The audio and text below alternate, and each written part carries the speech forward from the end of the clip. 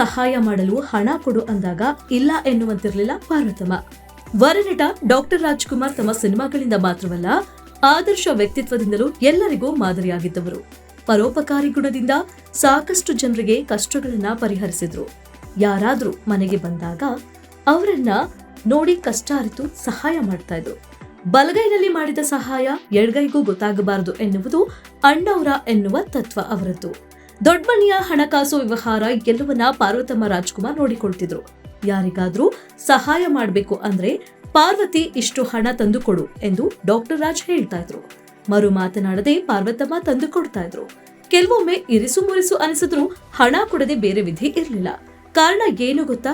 ಈ ವಿಚಾರವನ್ನ ಖ್ಯಾತ ಛಾಯಾಗ್ರಾಹಕ ನಟ ಪ್ರವೀಣ್ ನಾಯಕ್ ನೆನಪಿಸಿಕೊಂಡಿದ್ದಾರೆ. ಅಣ್ಣವರ ಆಪ್ತ ಬಳಗದಲ್ಲಿ ಪ್ರವೀಣ್ ನಾಯಕ್ ಗುರುತಿಸಿಕೊಂಡಿದ್ದವರು. ದಶಕಗಳ ಕಾಲ ಅಣ್ಣವರ ಕುಟುಂಬದ ಜೊತೆ ಒಡನಾಟ ಇಟ್ಟುಕೊಂಡಿದ್ದವರು. ದೊಡ್ಡ ಮನೆಯನ್ನ ಬಹಳ ಹತ್ತಿರದಿಂದ ಬಲ್ಲವರು. ಫೇಸ್ಬುಕ್ನಲ್ಲಿ ಅವರು ಅಣ್ಣವರ ಜೊತೆಗಿನ ನೆನಪುಗಳನ್ನ ಮೆಲುಕು ಹಾಕಿದ್ದಾರೆ. ಅದರಲ್ಲೂ ಮುತ್ತುರಾಜನ ಸಹಾಯ ಗುಣ, ಪಾರ್ವತಮ್ಮನವರ ಸರಳತೆ, ಸಹಿಷ್ಣುತೆ, ಅವರಿಬ್ಬರ ಅನ್ಯೋನ್ಯ ದಾಂಪತ್ಯ ಎಲ್ಲವನ್ನ ವಿವರಿಸಿದ್ದಾರೆ. ಅಣ್ಣವರು ಹಾಗೂ ಪಾರ್ವತಮ್ಮ ಅವರ ಸಹಾಯ ಗುಣದ ಬಗ್ಗೆ 2 ಸಂದರ್ಭಗಳನ್ನ ಪ್ರವೀಣ್ ನಾಯಕ್ ನೆನಪಿಸಿಕೊಂಡಿದ್ದಾರೆ. ಒಮ್ಮೆ ಮದುವೆಗೆ ಆಮಂತ್ರಣ ನೀಡಲು ಹಿರಿಯ ವ್ಯಕ್ತಿಯೊಬ್ಬರು ಬಂದಿದ್ರು. ಅವರನ್ನ ನೋಡುತ್ತಿದ್ದಂತೆ ಕಷ್ಟ ಅರಿತು ಅಣ್ಣವರು ಸಹಾಯ ಮಾಡಿದ್ರು. ಆ ದಿನ ನಾನು ಅಲ್ಲೇ ಇದ್ದೆ ಎಂದು ಪ್ರವೀಣ್ ನಾಯಕ್ ತಿಳಿಸಿದ್ದಾರೆ. ಒಮ್ಮೆ ಮನೆಗೆ ಯಾರೋ ಮದುವೆ ಪತ್ರಿಕೆ ಕೊಡಲು ಬಂದಿದ್ರು. ಅವರ ಉಭಯ ಕುಶಲೋಪರಿ ವಿಚಾರಿಸಿ ಟೀ, ಕಾಫಿ, ತಿಂಡಿ ವ್ಯವಸ್ಥೆ ಎಲ್ಲ ಆಯ್ತು. ಅವರು ತಿಂಡಿ ತಿನ್ನಲು ಒಳಗೆ ಹೋದ್ರು.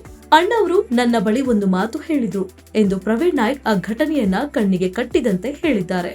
ನೋಡಿ ಪ್ರವೀಣ್, ಈಗ ಮದುವೆಗೆ ಆಮಂತ್ರಣ ಕೊಡಲು ಬಂದಿದ್ದಾರಲ್ಲ ಹಿರಿಯ ವ್ಯಕ್ತಿ, ಅವರು ರೇಷ್ಮೆ ಪಂಚೆ ಅಂಗಿ ಧರಿಸಿ ಬಂದಿದ್ದಾರೆ. ಆದ್ರೆ ಅವರು ಕಷ್ಟದಲ್ಲಿದ್ದಾರೆ, ಅಷ್ಟು ಸ್ಥಿತಿವಂತರಲ್ಲ. ನನ್ನನ್ನು ನೋಡಲು ಹೀಗೆ ಬಂದಿದ್ದಾರೆ. ಒಂದ್ ಕಾಲದಲ್ಲಿ ನನ್ನನ್ನ ಹೆಗಲ ಮೇಲೆ ಹೊತ್ತು ತಿರುಗಿದವರು. ಅವರು ಸಹಾಯ ಕೇಳಲ್ಲ. ಆದ್ರೆ ನಾನೇನು ಮಾಡ್ತೀನಿ ಗೊತ್ತಾ? ಪಾರ್ವತಿಗೆ ಕರೆದು ಇಷ್ಟು ಲಕ್ಷ ಕೊಡು ಅಂತೀನಿ. ಕೊಡೋಕೆ ಆಗುತ್ತಾ ಅಂದ್ರೆ ಅವಳು ತನ್ನ ಸಮಸ್ಯೆ ಹೇಳ್ತಾಳೆ. ಅದೆಲ್ಲ ಬೇಡ ನೋಡಿ ಅಂತ ಎಲ್ಲರ ಮುಂದೆ ಪಾರ್ವತಿ ಇಷ್ಟು ಲಕ್ಷ ತಂದು ಕೊಡು ಅಂದ್ರು. ಪಾರ್ವತಮ್ಮ ಒಳಗೆ ಹೋಗಿ ಅಷ್ಟು ಹಣ ತಂದು ಕೊಟ್ರು. ಅಣ್ಣವರು ಕಿರುನಗೆ ಬೀರಿದ್ರು. ಬಳಿಕ ಅವರು ಹಣ ತಗೊಂಡು ಹೋದ್ರು. ಬಳಿಕ ಪಾರ್ವತಮ್ಮ ಏನಂದ್ರು ಎನ್ನುವುದನ್ನ ಪ್ರವೀಣ್ ನಾಯಕ್ ತಿಳಿಸಿದ್ದಾರೆ. ನೋಡಿ ಪ್ರವೀಣ್, ಇವ್ರು ಅಷ್ಟು ಸುಲಭವಾಗಿ ಹಣ ತಂದು ಕೊಡು ಅಂತಾರೆ. ನಾನು ಇಷ್ಟು ದೊಡ್ಡ ಕುಟುಂಬ ನೋಡಿಕೊಳ್ತೀನಿ, ಅವರಿಗೆ ಸಹಾಯ ಮಾಡು, ಇವರಿಗೆ ಸಹಾಯ ಮಾಡು ಅಂತಾರೆ. ಆಗುತ್ತಾ ಅಂತ ಕೇಳಲ್ಲ, ಕೊಟ್ಬಿಡು ಎಂದು ಹೇಳಿಬಿಡ್ತಾರೆ. ನನಗೆ ಎಷ್ಟು ಕಷ್ಟ ಇರುತ್ತೆ, ಎಲ್ಲವನ್ನ ನಿಭಾಯಿಸ್ಬೇಕು. ಆದ್ರೂ ಒಂದು ಸತ್ಯ ಏನ್ ಗೊತ್ತಾ? ಅವರು ಹೇಳ್ದಾಗ ಒಂದು ಕ್ಷಣ ಆ ರೀತಿ ಅನ್ಸುತ್ತೆ. ಆದ್ರೆ ಇದೆಲ್ಲ ಅವರೇ ದುಡ್ದಿದಲ್ವಾ, ಅವರಿಂದಲೇ ಎಲ್ಲ ಇದ್ದವರು ಎಲ್ಲಿಗೆ ಬಂದಿದೀವಿ ಅಲ್ವಾ. ಬರೀ ಪಾರ್ವತಮ್ಮ ಅಂದ್ರೆ ಬೆಲೆ ಇಲ್ಲ, ಪಾರ್ವತಮ್ಮ ರಾಜ್ಕುಮಾರ್ ಅಂದ್ರೇನೆ ಬೇರೆ. ಎಷ್ಟೇ ಆದ್ರೂ ಅವರು ದುಡ್ದಿದ್ದಲ್ವಾ, ನನ್ಗೇನು ಬೇಸರ ಇಲ್ಲ, ಸುಮ್ನೆ ಒಂದು ಮಾತು ಕೇಳಬಹುದಲ್ವಾ ಎಂದು ಪ್ರವೀಣ್ ನಾಯಕ್ ಮೆಲ್ಕು ಹಾಕಿದ್ದಾರೆ.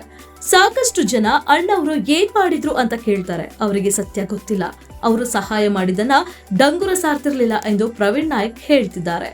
ಮುತ್ತತ್ತಿಯಲ್ಲಿ ಯಾರೋ ಕಲ್ಯಾಣ ಮಂಟಪ ಕಟ್ಟಿಸೋಕೆ ಬಂದು ಸಹಾಯ ಕೇಳಿದ್ರು. ಆ ಕಾಲಕ್ಕೆ 15 ಲಕ್ಷ ರೂಪಾಯಿ ಆಗುತ್ತೆ ಎಂದ್ರು. 14.50 ಲಕ್ಷ ನಾನು ಕೊಡ್ತೀನಿ, ಇನ್ನು ಉಳಿದ 50,000 ರೂಪಾಯಿ ಎಲ್ಲರಿಂದ ಸಂಗ್ರಹ ಮಾಡಿ ಕಲ್ಯಾಣ ಮಂಟಪ ಕಟ್ಟಿ. ನಾನು ಕಟ್ಟಿಸಿದ್ದು ಅಂತ ಆಗುವುದು ಬೇಡ, ಎಲ್ಲರೂ ಸೇರಿ ಕಟ್ಟಿಸಿದ್ದು ಎನ್ನುವಂತೆ ಆಗಬೇಕು ಎಂದು ಅಣ್ಣವರು ಹೇಳಿದ್ದಾಗಿ ತಿಳಿಸಿದ್ದಾರೆ. ಖ್ಯಾತ ನಟರೊಬ್ಬರು ಅಣ್ಣವರ ಸಮಕಾಲೀನವರು ಸಿನಿಮಾ ನಿರ್ಮಾಣ ಮಾಡಿ ಹಣ ಕಳೆದುಕೊಂಡ್ರು. ಅವರ ಪತ್ನಿ ಬಂದು ಪಾರ್ವತಮ್ಮ ಬಳಿ ಸಹಾಯಕ್ಕೆ ಅಂಗಲಾಚಿದ್ರು. ಅಮ್ಮ ಆ ರೀತಿ ಮಾತನಾಡಬೇಡ, ನನ್ನ ಕೈಲಾದ ಸಹಾಯ ಮಾಡ್ತೀನಿ ಅಂದ್ರು. ಒಳಗೆ ಹೋಗಿ ಬೀರುವಿನಲ್ಲಿದ್ದ ಅಷ್ಟು ಹಣವನ್ನ ತಂದು ಕೊಟ್ಟಿದ್ರು ಎಂದು ಪ್ರವೀಣ್ ನಾಯಕ್ ಹೇಳಿದ್ದಾರೆ. ಖ್ಯಾತ ನಿರ್ದೇಶಕರೊಬ್ಬರು ಸಿನಿಮಾ ಮಾಡಿ ಅವತ್ತಿನ ಕಾಲಕ್ಕೆ 18 ಲಕ್ಷ ರು ಸಾಲವನ್ನ ಮಾಡಿಕೊಂಡಿದ್ರು. ಅವರ ಕಷ್ಟ ನೋಡಿ ಹಿಂದೂ ಮುಂದೆ ನೋಡದೆ ಕಚೇರಿಗೆ ಕರೆಸಿ 18 ಲಕ್ಷ ರು ಚೆಕ್ ಬರೆದು ಕೊಟ್ಟಿದ್ರು. ಈ ವಿಚಾರವನ್ನ ಆ ನಿರ್ದೇಶಕರೇ ನನ್ನ ಬಳಿ ಹೇಳಿದ್ರು ಎಂದು ಪ್ರವೀಣ್ ನಾಯಕ್ ವಿವರಿಸಿದ್ದಾರೆ.